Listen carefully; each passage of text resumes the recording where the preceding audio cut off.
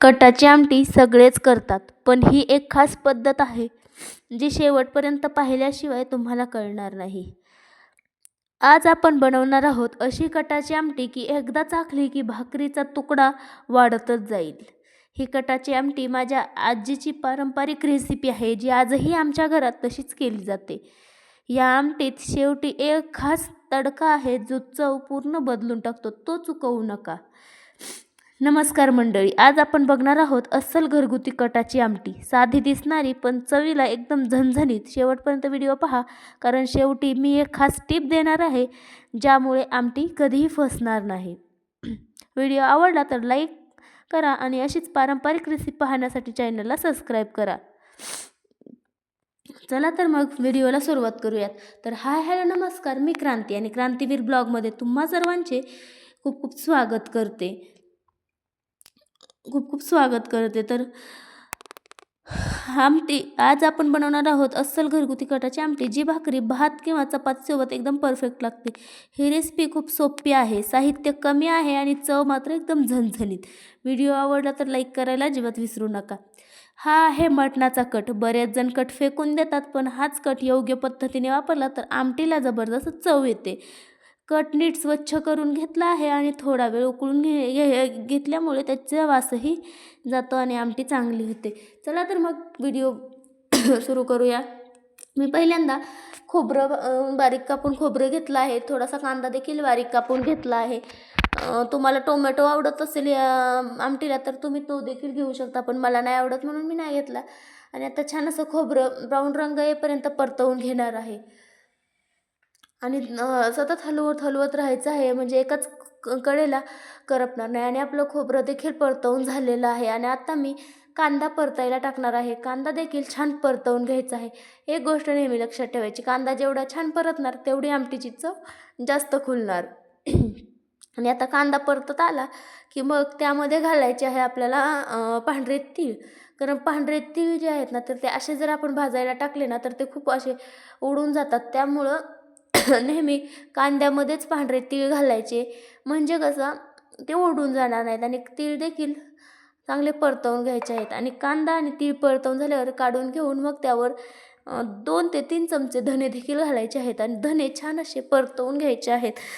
धण्याचं देखील थोडासा धण्यावर देखील डाग आले पाहिजेत एवढे धने परतायचे आहेत. आणि आता धने देखील आपले भाजून झालेले आहेत. आता मी धने काढून घेते. आणि जे आपलं हे मिश्रण आहे ते थोडा वेळ थंड करून मिक्सरमध्ये काढून घेते. आता मिक्सरमध्ये काढताना मी तुम्हाला दाखवणार नाही, डायरेक्ट व्हिडिओ स्किप करून डायरेक्ट मिश्रणच दाखवणार आहे. आणि आता छान असं आपलं हे मिश्रण जे आहे तर ते आपल्याला परतवून घ्यायचं आहे. त्यासाठी काय करायचं, आता आपल्याला फोडणी जी आहे तर ती फोडणी घालायची आहे. तर त्यासाठी काय करायचं, सर्वात अगोदर कढईमध्ये घालायचं तेल. त्याआधी मी तुम्हाला दाखवलं आहे हे हे आहे ना पाणी, तर ते पाणी नाही तर तोच एक परफेक्ट हे आहे कटमधला तो, आपण त्यालाच तर कट म्हणतो. त्याच्यामुळेच जे आपली ही आहे भाजी आहे तर ती छान होते. आता काय करायचं, कढईमध्ये तेल घालायचं. तेल छान गरम झालं की मग आपल्याला हे वाटण घालायचं आहे. आणि आपल्याला वाटण हलकंसं म्हणजे बरंच असं परतवून घ्यायचं आहे. आणि वाटण परतत असताना थोडंसं वाटण जर कोरडं झालं तर त्यामध्ये थोडं पाणी घालायचं, म्हणजे वाटण चिकटणार नाही. आणि वाटण चिकटणार नाही. आणि आता आपण यामध्ये घालूया सुके मसाले. तर त्यासाठी मी सर्वात अगोदर घातला आहे घरगुती काळा मसाला आणि एव्हरेस्टचं गरम मसाला. आणि आता छान असे तेल सुटेपर्यंत छान असं परतवून घेणार आहे. पण एक गोष्ट लक्षात ठेवायची, मध्ये तुम्ही ह्यामध्ये थोडं अर्धी पळी पाणी घालू शकतो. पाणी म्हणजे आपलं पाणी नाही घालायचं, एक तर गरम पाणी घालायचं किंवा मग आपला कट जो आहे तर तो कट यामध्ये घालायचा आहे. कारण कट घातला ना तर त्याची चव खूप छान असते. आणि हा कट कशाचा आहे ते तर तुम्हाला माहीतच असेल, तो उकडलेला असतो त्यामुळे तो छान असतो. आणि त्यामुळं छान लागतो. आता तेल सुटेपर्यंत आपल्याला हे मिश्रण जे आहे तर ते परतवून घ्यायचं आहे. पण आता तोपर्यंत मी यामध्ये घालणार आहे एक सिक्रेट मसाला, जो मी सुरुवातीला तुम्हाला बोलले होते. सिक्रेट म्हणजे जास्त काही नाही, गोडा मसाला आहे. आणि हे जे आहे तर ते बेडगी मिरचीचं लाल तिखट आहे. आम्ही हे सगळं घरी बनवतो. जर कोणाला हवं असेल तर नक्की सांगा. ते छान असं मसाल्यामध्ये एकजीव करून घ्यायचं आहे. आणि एकजीव होईपर्यंत हे छान असं परतत राहायचं आहे. आणि तुम्हाला पहिल्यांदा सांगितलं तसं थोडंफार पाणी देखील जास्त चिकटायला लागलं तर थोडंफार पाणी देखील घालायचं.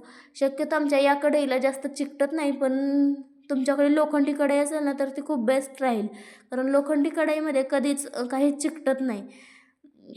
आणि आता छान असं आपल्या वाटणाला तेल सुटायला सुरुवात झालेली आहे.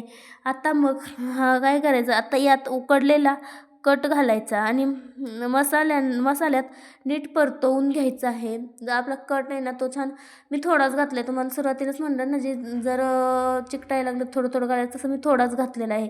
आणि छान मसाल्यामध्ये हे उकडून म्हणजे मसाल्यामध्ये नीट परतवून घ्यायचं आहे. आणि मग यामध्ये बाकी उरलेला कट देखील घालून घ्यायचा आहे. आणि इथेच बरेच जण खूप मोठी चूक करतात, कट नीट परतला नाही तर आमटीला अपेक्षित अशी चव येत नाही. त्यामुळे इथे अजिबात चुकू द्यायचं नाही. आता कटाचं उकळलेलं पाणी घालून हे पाणी टाकल्यामुळे आमटीला नैसर्गिक चव येते. आणि छान असं हे आपल्याला परतवून घ्यायचं आहे, छान उकळून घ्यायचं आहे. आणि आपल्याला यामध्ये घालायचं आहे चवीनुसार मीठ. तुम्ही तुमच्या चवीनुसार घालू शकता, मी माझ्या चवीनुसार घालणार आहे. आणि ही तुम्हाला जास्त दाटसर वाटत असेल तर तुम्ही पाणी देखील घालू शकता. मला देखील ही जरा खूपच दाटसर वाटत आहे, म्हणून मी देखील यामध्ये पाणी घालणार आहे थोडंसं. आणि मी आता यामध्ये थोडंसं पाणी देखील घालून घेतलेलं आहे. आणि आता बघूयात आमटीची चव काय होते ते शेवटी. बघू, तुम्ही हे बघतच आहात आणि शेवटपर्यंत नक्की बघाल. आता बघू शकता मीठ देखील घालून घेतलेलं आहे.